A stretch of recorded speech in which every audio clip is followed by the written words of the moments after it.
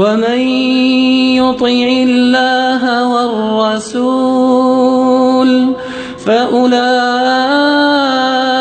مع الذين أنعم الله عليهم من النبيين والصديقين والشهداء والصالحين وحسن أولئك رفيقا ذلك الفضل من الله وكفى بالله عليما يا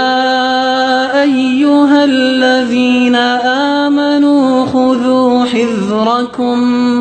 فانفروا ثبات أو انفروا جميعا وإن منكم لمن ليبطئن فإن أصابتكم مصيبة قال قد أنعم الله علي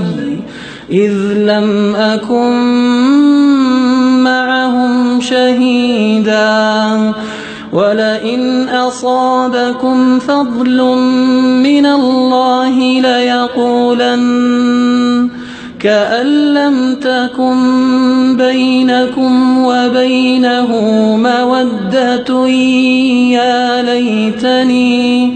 يا ليتني كنت معهم فأفوز فوزا عظيما.